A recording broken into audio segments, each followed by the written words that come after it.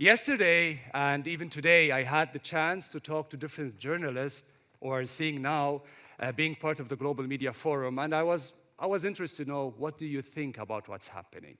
One common thing that I heard is most of you have one concern: how polarized the coverage on the conflict is, especially after the 7th of October, the terror attack on the 7th of October, which is the deadliest day for Jews after the Holocaust.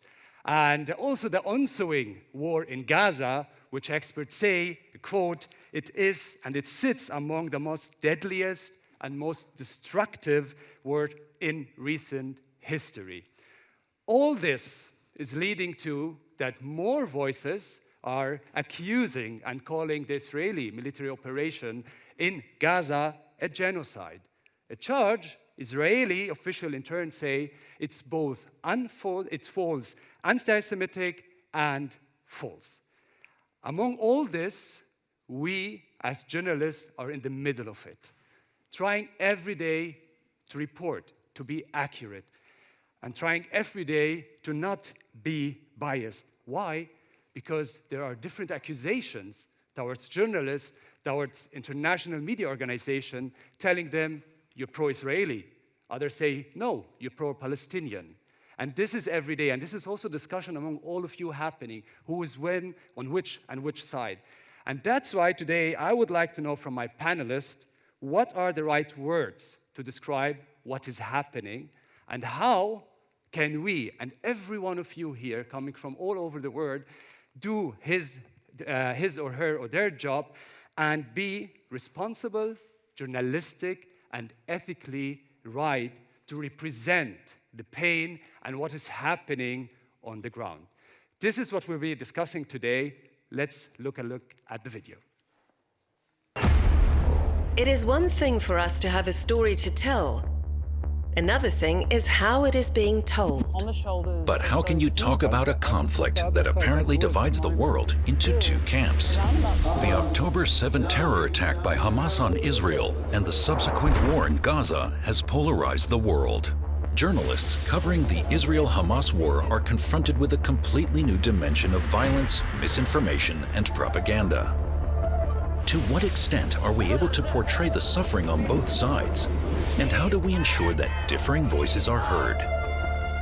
How can we discuss and report on Israel and the Palestinian territories without bias? The struggle for objectivity, compassion, and the right words on the Middle East conflict. How do we assure that different voices are heard? That's what we're doing today.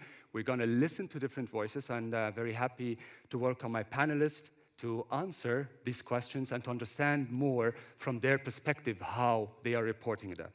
So with a big warm applause, I would like to welcome international correspondent for CNN. She has covered the aftermath of the 7th of October. Welcome, Nada Bashir from London. Please join us. I'm happy to welcome an Indian broadcast journalist and founder editor of Mojo Story, a multimedia digital platform. Barkadat, welcome. I'm also very happy to welcome the Middle East analyst at Deutsche Welle. She worked for Israeli media outlets and publications like Channel 10 and Haaretz. Shani Rosanes, welcome. A philosopher and director of the Einstein Forum in Potsdam. She has previously taught philosophy at the Yale University and Tel Aviv University. Susan Neiman, welcome.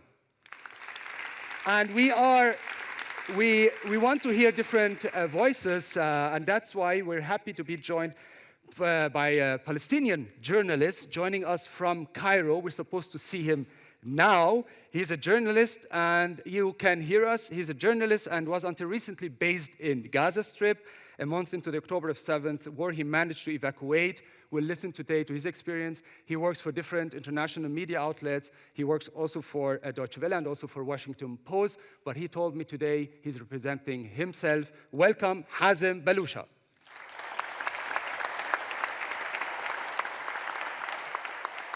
So welcome, everybody. And the good news is you can prepare your questions, because you have the possibility later to answer, to ask, and we'll try to answer also your questions. So, and if not, I will approach you. So everyone be awake till the end of this session. I will just come to every one of you. We just saw in the video, we at Deutsche Welle call what happened on the 7th of October a terror attack.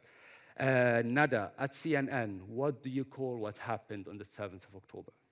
Well, it's not for us to pass a judgment on what actually happened, but to address how the world views it, how Israel views it. Israel, of course, considers this to have been a terrorist attack, as do many other members of the international community, and that is exactly how we would report that. This is an organization, Hamas, that is considered by many in the international community to be a terrorist organization. But of course, we can't take out the context from that either. For many in the Palestinian community, be that in Gaza or in the occupied West Bank, Hamas is considered to be a resistance movement as well. And we have to look at what happened before October 7th, because the idea that this sort of came out of nowhere isn't really the case. For many who have been following what's been happening in Gaza and the occupied West Bank, there have been bubbling tensions for some time now before October 7th. And so there was this anticipation that there could be some sort of violence taking place, perhaps an uprising. There were many discussions around whether we'd see a violent uprising or an intifada in the occupied West Bank, for example. So it's really important to consider the context when we're talking about how different perspectives are sort of taken into account in this conflict. Of course, that doesn't in any way justify what we saw on October 7th. It was a horrific attack, and it is considered by the Israeli government and by many other allies as a terrorist attack, and we have to address that. But at the beginning, from the beginning, you decided as an editorial line to say it's an attack and to give the context, but not call it precisely terror attack. I mean, or did it change within and evolve within the? There's certainly been evolving languages that we've used within CNN, but of course, it really just depends on the context in which we're talking about it. It's never for us to say this is a terrorist attack. We have said, the Israeli government considers this to be a terrorist attack. Okay. Shannon, when I look into Deutsche Welle, we use very clear the term terror attack. Why? Well, the technical simple explanation is that Deutsche Welle reaches out or looks into two major resources of other distinguished journalistic endeavors. This is the DPA, the German press agency, and AP, when we look for guidelines on how to deal with issues. And here we've saw very different approaches taken by these two, but I think it was I wasn't part of that decision at the early days, but I think the decision was to make that stand for what it is. I also think it's important to bring into this context the fact that Deutsche Welle is a German institution. And whenever we never work in a vacuum. As journalists, we always want to see ourselves independent and free thinkers, and we should and we must be. But at the same time, there's a very clear context of culture that we're operating in. It doesn't matter if it's in London or in Delhi or in Berlin, broadcasting to the world. And the decision to name it as such, I think, was also rooted in that. In the sense that there was the German press agency, who was also a good Hinweis, a good way to follow, and eventually you got to make a decision, and that's an editorial decision that had to be made. Mm-hmm. We've been heard, some call it attack, others call it terror attack. In some Arabic-speaking media, the attack is called the events of the 7th of October, and Hamas is classified by the EU and the US as a terror organization, is called the resistant Hazm. So what happens is I'm sitting in the region, in the Middle East region, I go to a certain Arabic-speaking media, they call it resistance, they call it the events, and then I just scroll down or I change the channel, and then it's called the terror attack. How do you think is that affecting on the perception and the judgment of the people in the region looking at what happened at the 7th of October? I think this is a very important and fair question, actually, but it's up to the media outlet. It's not about journalists who would classify or categorize this action or that, no matter what. I mean, like whether about October 7 or something else. But here we know, and everybody knows that when they watch, they know how this outlet addressing things. But I mean, as journalists, individuals. It's not our rule to categorize an action. We can tell the facts, and the people and the audience who would decide this is right or wrong, this is the things that we should describe it this way or not. So we are quoting people saying, as you said in your introduction, you call it terror attack, and when you said the most destructive war in the recent history, you put it in quotes. Yeah, but the thing is, what is the reaction of the people on the ground when they talk to you, when you listen to them? What do they tell you? Because there is a discussion about how different media outlets are covering what's happening.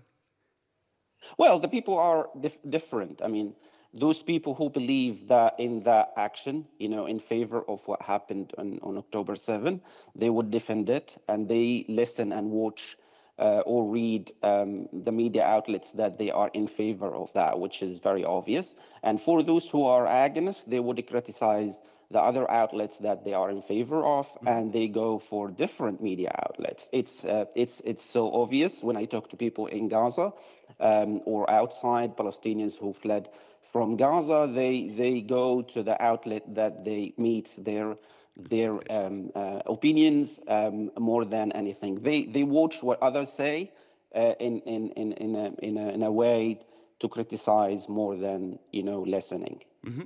What we've also been hearing after the October 7th is, when I personally talked to some Palestinians, is they criticized the media for not talking enough about what was happening to the Palestinian before what they say the 7th of October. Would you underline that the media now is putting it as it happened the 7th of October, not before, the context? Yeah, I would agree with that. The international media has found it far too easy to ignore the occupation and to ignore what was happening both in Gaza and on the West Bank. And in that sense, I suppose, but in that sense only, I can understand the temptation of some people to call it an act of resistance. However, I'm experiencing a lot of cognitive dissonance at the moment, because we just saw a 10-minute performance, a very powerful performance, of what it is like, particularly for women, to live in an Islamist society. And those who are referring to Hamas, I mean, one has even, things that look as if they could be jokes, queers for Hamas, et cetera, those who are considering Hamas to be, in some sense, a liberatory organization are, I fear, dividing the world into tribalist categories that we really, that do not help us in the least. It is not, one need not praise the Israeli government, the bombing of Gaza, or the occupation for the last 53 years in order to call what happened on October 7th a massacre. It was a massacre. It was a war crime. Anytime you, murder, 1,200 women and children and men in gruesome and bloody ways, it's a massacre. I don't see why we can't both acknowledge that and say that the Israeli government's response, which Hamas had, of course, entirely calculated, is equally a war crime. Those are not incompatible things to say. You mentioned war crime, which is a legal term. So when do you think journalists should use legal terms where till now there's no court that decided that it's a war crime? I would like to ask for back, okay. But I get back to you. I come from a country that has always recognized the right of the Palestinian people to their own state, what's called a two-state solution. And yet India and the Indian media characterized what happened on the 7th of October as a terror attack. I agree with that nomenclature. I agree with what Susan just said.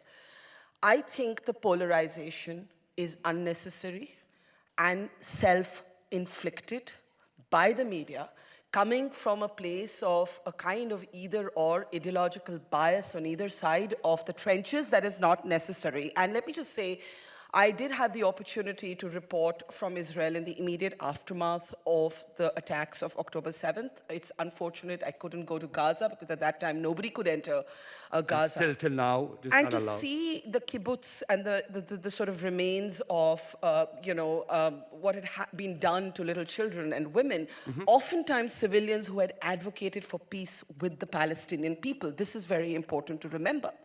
And at that time, coming from a country that has often, in an isolated way, been at the receiving end of terrorism with the world barely noticing, I think the Indian response and the response of the Indian media was one way. But just to add one sentence, I know I'm taking up more time. As the conflict went along, as we saw how Netanyahu responded, as we saw people out in the streets in Israel against Netanyahu, as we saw what was happening to women and children in Gaza, the moral compass shifted. The moral compass does shift. So what would you call what's happening now in Gaza? A massacre of civilians. Based on what? Israel had the right to retaliate to Hamas. That retaliation did not include the right to punish those who are powerless against the Hamas. Chani, we have one perception of what's happening. How are the Israeli media covering, when we talk now, what's happening in Gaza? It's simply put, they don't cover Gaza. They don't. Unfortunately, many of my dear colleagues in Israel I find to be betraying their role in bringing what's happening in Gaza to the Israeli public. But we need to remember one thing when you talk about Israelis and where they are. We are now 8 months after this started, and Israelis are still stuck in October. They are very much there. October 7th is still very much alive. The leading Israeli news broadcaster yesterday had a 20 minutes magazine story about many of the examples of what happened in Be'eri, one of the small kibbutzim next to Gaza. The Israelis are still reliving that trauma again and again and again. Not to mention, many are still displaced from their homes. There's still what's happening in the northern border and so on. There's still also controversy brewing within the Israeli society. But the Israeli media finds itself still drawn to that, partially because personal stories are easier to tell and are easier, to grasp people's attention with. Partially because when it comes to ideology, political issues that are on the table, the discourse in Israel has become so polarized that it's really hard to deal with it without being marked as a traitor or a leftist. But Israelis are still living October 7th. And in that essence, I mean, when we keep that in mind, it also helps us understand why it's so hard to maybe things that would look rationally more probable to happen when it comes to political or any other processes, when it comes to constructive building of the future of what's happening in Gaza and for Israelis. This is why Israelis are not really there yet. They're not ripe for that discussion because they're still in the emotional phase of dealing with that.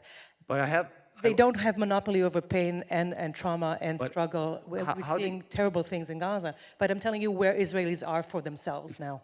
The population and the people, why do you think the media is not covering what's happening in Gaza? Well, because that has an effect on what's going on. Well, first of all, I don't think in the recent years Israelis have been not too tuned up to Palestinian voices onto what's happening in the Palestinian side, period. And I think after October 7th especially, this became a bigger challenge to be able to tune into other people's suffering or narratives when you are so still very much hurting and consumed by your own. But then also at the same time, there's the technical limitations of access there that can only be done through the Israeli IDF spokesperson unit. But there's the UN giving a lot of reports. Would we see the UN reports also being in the Israeli media? Sorry. The UN report, the human rights organizations, UN, WFP. Again, Israelis are very much feeling the world is against them. They feel that this moment, October 7th was such a turning point and such a moment of deep crisis, because I think for many Israelis, even those who pursue peace, they've always felt the discussion was around 1967. That is, the discussion was on whether Israeli borders, as you know, with the settlements, the occupation, so are these legitimate or not? Can we find a solution to make it happen? And following October 7th, there's a reckoning by many Israelis, or so it seems, that the discussion is about 1948. It's about the very existence of the state of Israel. Should it or shouldn't be, you know, for Israelis, of course, it's not a question, but they feel the world is posing that question, and the very legitimacy of the state of Israel. And this brings everybody to unite together, because they feel the world is against them. And Israelis are still very much in this place of us against the world. And in many ways, all the international pressure actually feeds into that, because it justifies that stand of nobody sees us and understands us. When you mentioned that some are still at the 7th of October, if we talk to Palestinians, Hazem, then they would say, why no one is mentioning what happened before that? You were in Gaza, you had to evacuate. When you were in Gaza, how was the response? How were the people talking about what happened? And also, were you able to work freely in Gaza and report on what's going on? Yeah, I was in Gaza. I was at home. It was like early morning when it happened. I spent like about almost a month in Gaza till Rafah was open, and I fled with my family. It was horrible. I got displaced 5 times myself. My house at the time in the day when the windows were smashed as well. It was frightening when the Israeli response started. Yes, I mean, I can say I know Gaza. I'm experienced journalist. I'm working in the field in more than 20 years. So I can't say I am in a free country. It's a free speech, but I was free to cover what's happening. I mean, from the Palestinian side, that we cover things. Even when I left, you know, I still approach people and we talk freely. Some people are open and speak freely. Some people are very cautious and very careful when they speak, and not only because of Hamas, but also because of the Israeli action. So people are divided, and as well, like in Gaza, there was polarization. People in the beginning, they didn't understand what's happening. They thought that was, as the Israelis are hating Palestinians, still Palestinians are believe that, and they hate the Israelis, and many people were celebrating what happened, and that was very obvious in the videos. But it's still, many people were shocked and they didn't expect. Now it's very obvious if you see and look at the landscape of reaction from Gaza. There is a huge criticism against Hamas, but I mean, in the same time, they are not justifying what Israeli army is doing in Gaza. But I mean, in social media, people very brave, critical on and reach to insulting some Hamas figures. But in the same time, there are still some people in favor of what Hamas is doing, and they ask them to keep fighting against the troops in Gaza. One of the discussions that's also happening the last month, it's the debate about the genocide or not a genocide. We see some media outlets deciding and writing genocide in Gaza. Although genocide is a legal term and needs years to be verified and to be checked. Nada, how did you report on that? Well, like you said, genocide is a legal term with legal implications. By declaring that something is a genocide, that naturally draws some sort of legal response as well. So it's not for media outlets, for journalists to determine whether or not what we're seeing in Gaza is a genocide. We certainly at CNN don't term it as a genocide, because we are, of course, reporting on what's happening at the ICJ, for example, the International Court of Justice, where there are hearings ongoing around whether or not this is a genocide. We can, of course, discuss what we're seeing on the ground and how that might lead world leaders, international figures, including the United Nations, to consider whether this is a genocide. When we're talking about the killing of civilians, when we're talking about the destruction of schools and UN buildings, when we're talking about the famine in parts of northern Gaza now, these are all signposts towards what could be considered a genocide. And in fact, as early as November, we heard warnings from the United Nations saying that this has all the hallmarks, all the makings of a potential genocide. And we've seen that continue to unfold and deepen since that point. So of course, there are naturally considerations around whether or not we should be calling this a genocide as media outlets. There are some, as you mentioned, that have already gone ahead and said that. But again, it is a legal term. It does have legal implications, the same way we don't declare a famine on our own as well. And these are all things that, you know, we have international bodies that handle that.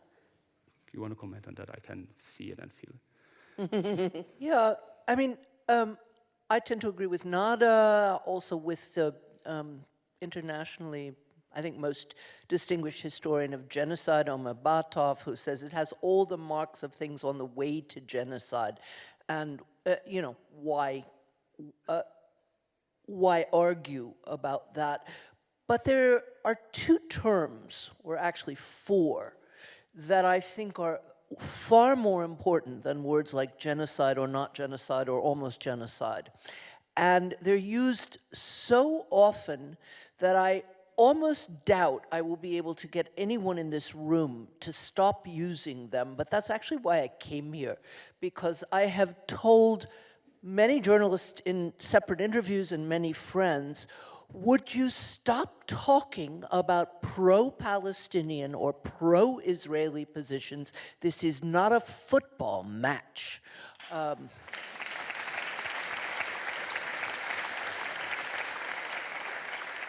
Thank you, and now I hope that all of you will not succumb to the temptation that everybody who I've said this to succumbs to. Yes, you're right, Susan, it's not a matter of team sports, it's a matter of human rights, but it's simpler.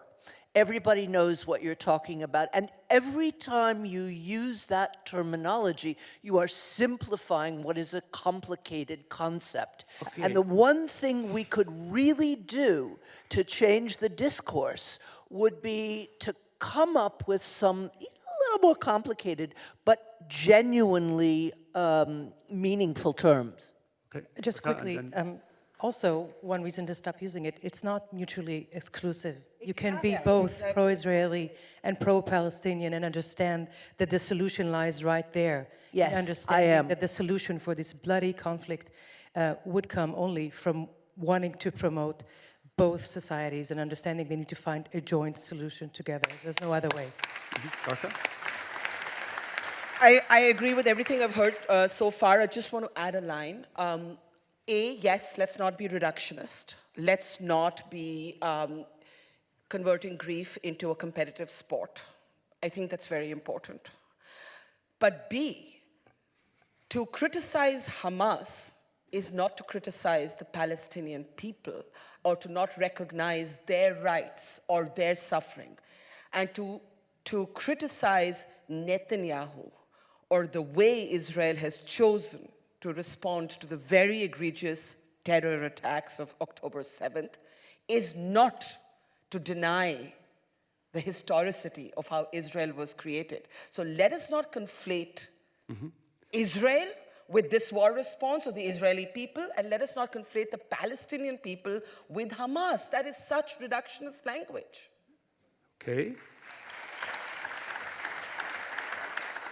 Then I would go to one of the facts that happened according to a study, just to get some facts into our discussion. In January, The Intercept published an analysis of New York Times, Washington Post, and Los Angeles Times coverage of the war for, October 7th through 24th of November. The Intercept analysis showed that the major newspapers reserved terms like slaughter, massacre, and horrific almost exclusively for Israeli civilians killed by Palestinians, rather than for Palestinian civilians killed in an Israeli attack. So the analysis found also that as of November 24, the New York Times had described Israeli deaths as a massacre on 53 occasions, and those of Palestinians just once. The ratio that they say for the years of slaughter was 22 to 1, even as the documented number of Palestinians killed climbed around 15,000 at that time. So how would you explain this? But that time, what was the time for the research? What do we know about Between the 7th of October and the 24th of November, where the death toll, according what they say, was already at 15,000. So is this biasm? What is this? What would you call it? Oh, I would call it clear bias, and it's very hard for me to defend Joe Biden, particularly at this moment. But interestingly enough, he said exactly the right thing when he went to Tel Aviv just after the massacre. He said, I understand your rage, I understand your pain, but do not make the mistake that we made after 9/11. And that was actually a historic speech, okay? Because American presidents do not criticize American foreign policy when they're standing on foreign soil. And had the rest of the world listened to him, that is, you know, I mean, you can put it down to two wrongs don't make a right, we would all be in much better shape.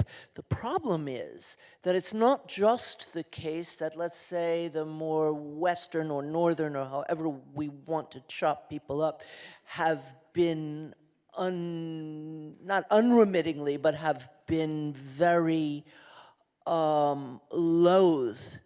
Many have been loath to describe what's going on in Gaza, but we have it exactly the other way around from the other side. And you know, if we can remember the conflicts that we had in September 2001, and look back at them now and draw some lessons from that, we would all be better off. Okay. But why do you think such things are happening in international media outlets? Where does it come from? I think in particular, the first days after the attack, the first weeks after the attack, I think the shock was tremendous. I think it was far beyond Israel and the region. I think also among, I know for a fact, among many Arabs and Palestinians, this shock was very big. I think things have shifted since. This is why I asked you. I think the coverage and the focus on the atrocities that are happening in Gaza has kind of shifted, rightfully so. I mean, Gaza and the Palestinians deserve our attention. But I think at that particular moment, these figures, I think, reflect on that, that very deep shock of the beginning. And then I'll add also one to it at CNN. According to Jerusalem Post, CNN staff, including well-renowned Christiane Amanpour, criticized the network's coverage of the Israel-Hamas war, accusing the network of holding an Israeli bias. There was an internal discussion happening in CNN. What was the output after that? Well, look, throughout this conflict, there have been internal discussions. It's an evolutionary process. You know, I think there's a tendency amongst media outlets to rely on the same style guides and rule books that we were sort of relying on in the early 2000s without any sort of attention to the fact that this conflict has very much evolved and we need to evolve with that. And so there have been very open discussions within our network and with other networks, I'm sure, about the language that we're using, the way that we cover it, the context that we're providing, the attention that we're giving to certain stories. Is it helping? We had a discussion also with different journalists. Is it helping that international media outlets are getting more diverse, or having more different perspectives within the editorial room? Is that changing? Absolutely. I think it plays a huge, huge part, and I see that in our own newsroom. The fact that we do have such a diverse newsroom, particularly on the international side of things, where you can bring in those different perspectives. You can bring in, importantly, the lived experience of what it means to live in a country that is at war, to be an Arab or a Palestinian living under an occupation in the occupied West Bank and parts of the occupied West Bank. I mean, that is a crucial part of enriching our coverage and our reporting, and without that, we don't have that insight. Mm-hmm. Can I just say that this is not just a debate about foreign policy or statecraft, it's also a debate about us as journalists and what our obligations are. And while there's a tendency in a hyper-partisan world for us to be tribal rather than honest, our obligations are exactly the opposite. Mm-hmm. We are not meant to make the truth or distill the truth into camps of left and right, pro this and anti this. We are meant to explain complexity to our audience. But then how do you explain the whole By, polarization in and this discussion? conversation, we are trying to tell you that it is possible to hold more than one thought at the same time. But you are pushing us to choose this word or that word, this word or that word. That is not the truth of what is happening. Because I'm This trying is to a reflect the complex- reality when you talk to people. This is And the both conversation things are going on social possibly- media. This is what's happening. And I would say, and I think many in this room would agree, that what happened on 7th October was horrific and does not need any ifs and buts. And what has happened since is also horrific. And if you're going to ask me to amplify one side and not amplify the other, whichever way, I am failing in my job as a journalist. Mm-hmm.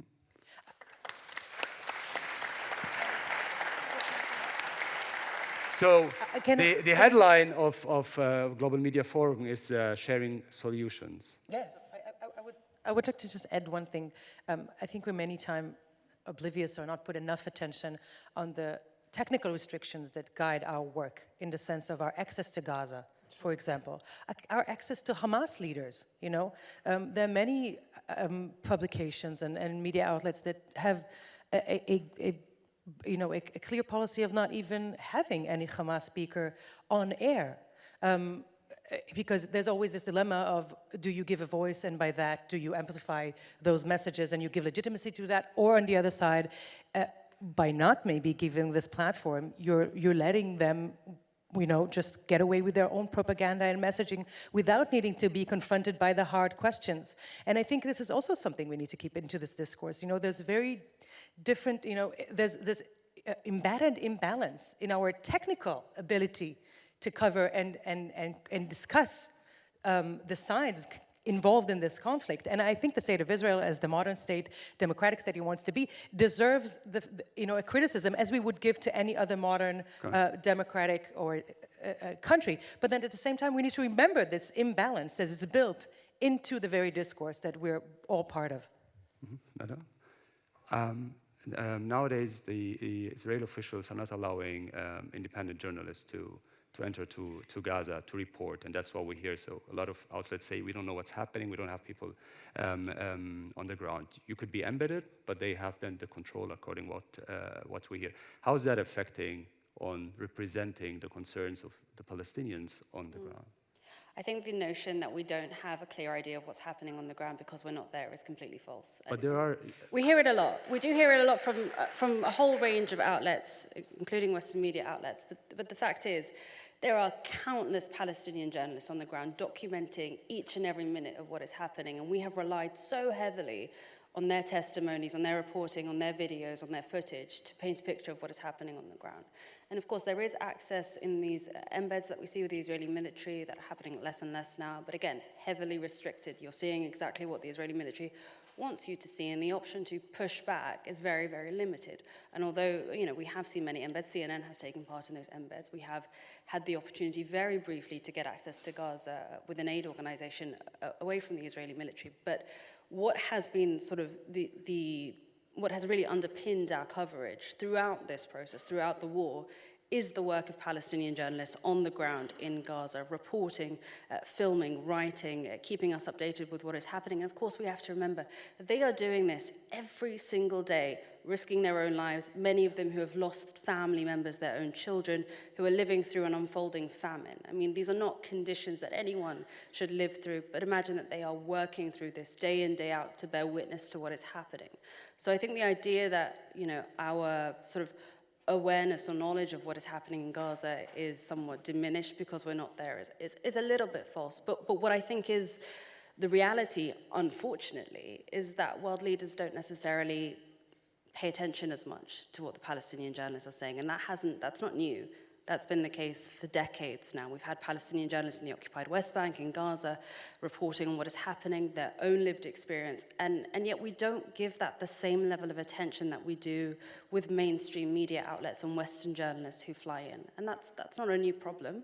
And it was one of it's very deadliest for the journalists. 108 journalists so far has been killed. The deadliest conflict for media workers, and these are the vast majority Palestinian journalists on the ground in Gaza. So, you know, despite that, they are still working. We still see them working every single day, and their work is incredible, and it's something that we really have to pay attention to and learn from. We can talk to Hazem, who was doing that for one. Hazem, you were there. You were doing that. What are the circumstances the journalists are working now in Gaza? It's horrible. It's unbearable, to be honest. Can you give me a concrete example? What does that mean? Yeah, of course. I mean, yourself. I mean, there is always a debate between you have to care. To take care of yourself, your family, your beloved people, or you focus on work. Many journalists, they don't meet their families. They are separated. Many of them, they live themselves in tents. They suffer from a lack of food, lack of water. So when I was there myself, I was like occupied of many things that to do personally, to find food, to find water, drinking water.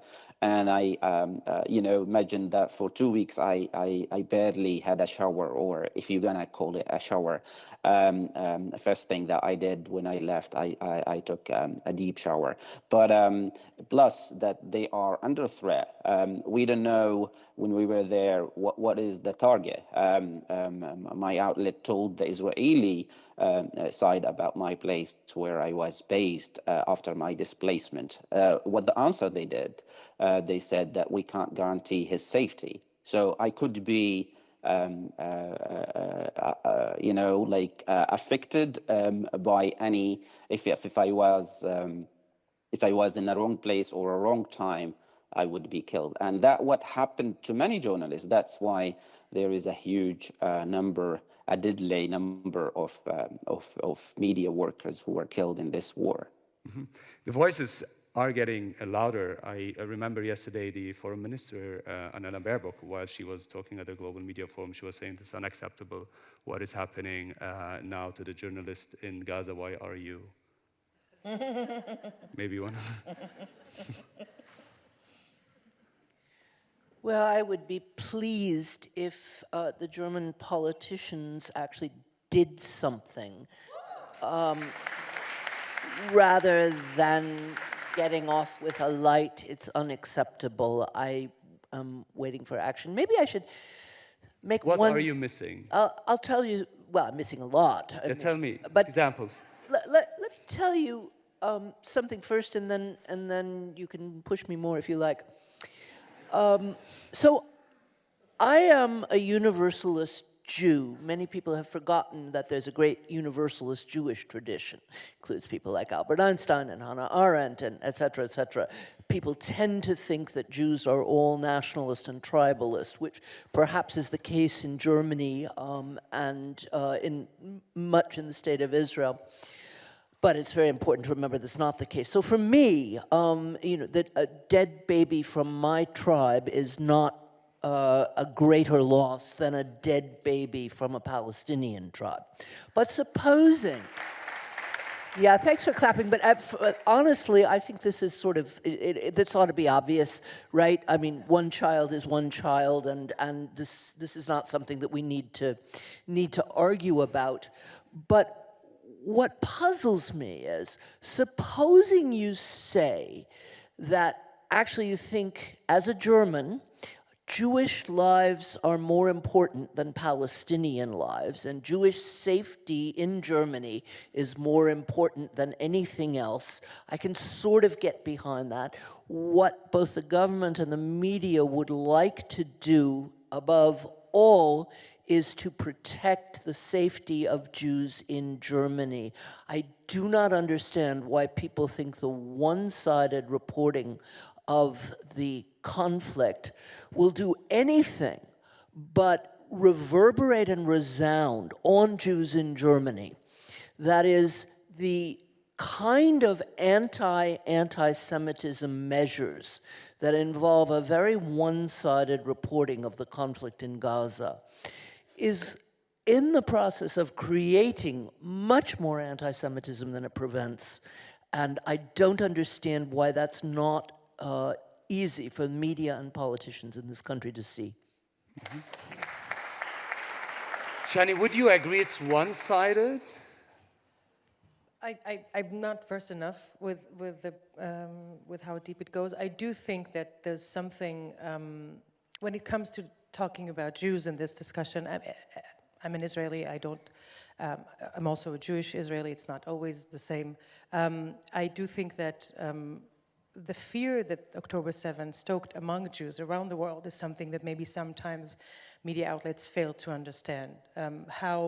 And it also comes into this complexity you're talking about, the need to escape reductionism, and this is exactly it. How can you, if you're not, you don't even have to be a Zionist Jew in order to feel that reverberations of that effect of October on Jews and their feelings of safety around the world. So I do agree with you that being too biased, and I do feel that many times the crackdown on Palestinian protest and dissent and more than legitimate expressions of fear is exactly backfiring, because we have to let both narratives exist because they do exist. We have to let the pain of both sides be seen and acknowledged. There's no other way around it. So I'm sorry, I live in Berlin and I've been following intensely, alas, the media coverage. What's going on and being covered in Germany is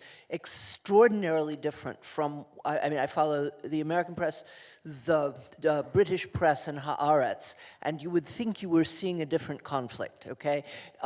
According, as a journalist and listening also to different journalists, this accusation are happening, but didn't you see also that some are trying or working on that, or you say like it's ultimately one-sided based on an opinion? I am amazed at the number of reports that have come out, front page, Spiegel, Zeit, everybody else. Jews in this country are afraid, okay? Which Jews? Many of less than half of us. Pardon?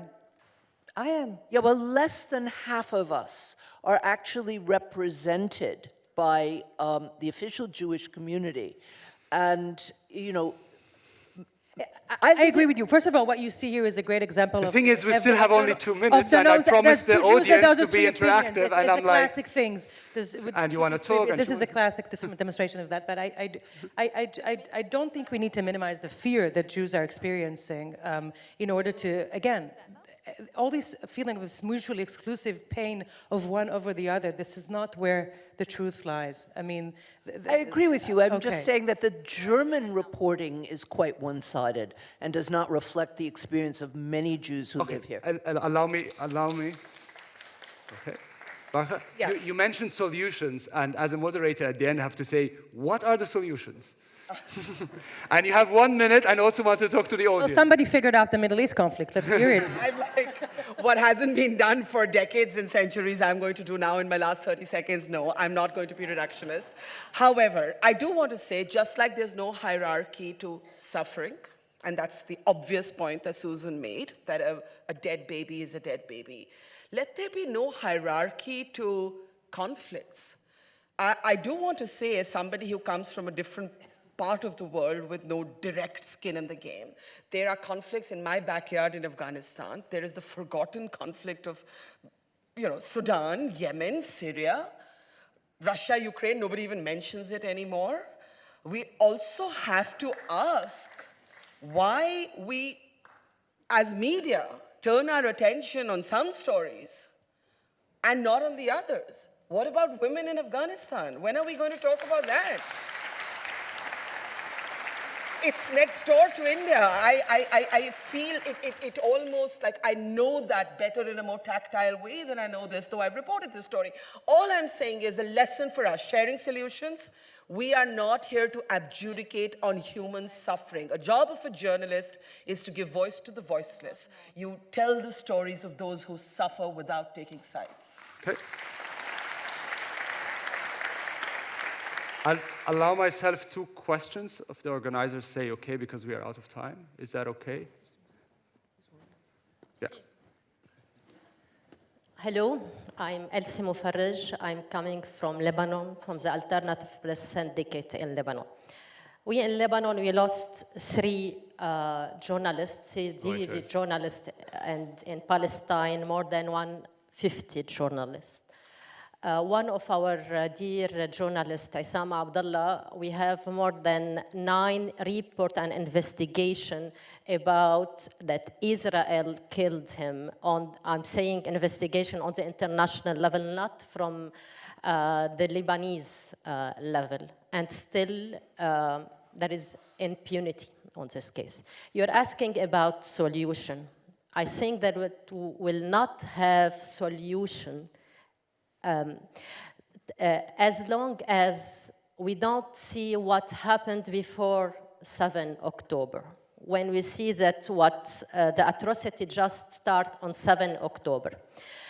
We will not have solution as long as any foreign or Arab journalist working in foreign media will be attacked as anti-Semist, knowing that we in the region of the MENA region, we are Semist people, okay, we are all Semist people, not just the descendants of the Jewish are Semist people. So as long as they are attacked as anti-Semist, as if they criticize the Israeli politics, and anything else will be considered as in freedom of press or freedom of expression. We will not question have, or yes, just because yes. of time, you know? I just want to finish. Because we're already -2. Yes, okay, and we'll not have solution as long as we'll not see that dehumanizing the Palestinian people and thinking about words when telling it's a genocide or no, but we see, for instance, in the Russia war, we can clearly call it that it's an occupation, atrocity, war crime. Okay. So we have this double standard. As long as we have the double standard, we will not have solution. Thank you. Thank you for your input and the perspective that's been shared among journalists, but the challenge is when you compare different wars happening, different situations, different contexts, part of it. Some agree on that, others disagree on that, but I have to say there are different opinions on that to be inclusive for everyone. Yes, please. You could open the microphone where you're sitting, or you can. If you could introduce yourself, please. Yes, I'm Alla Gavrilov. I'm a war correspondent from Israel. So basically my question is why no one is here on this panel is from Israel and has been to, yes, but as I understand, you're not living there. And what you have said, the context that you, Shani, had given is completely inaccurate. One, we do cover war. I've been 3 times in Gaza for the last 6 months. Have you ever shown Palestinian suffering? Yes. Are you showing on Israeli TV yes, Palestinian I'm not suffering? on TV, sorry. But, okay. but no, you're wrong. Well, you're an exceptional then. Well, the rule is such, you open channel 2, you open channel 13, you won't find it. And the second thing that basically, and the second thing that no one was talking here about the hostages. So this question, when we talk only about October 7th and only about the war right now, which you, by the way, call conflict, and it's not right. Conflict, it's when you argue with the neighborhood about parking space. This is war. People are dying on both sides. By the way, not only Jews, Israeli Arabs, 27 Israeli Bedouins were killed on 7th of October.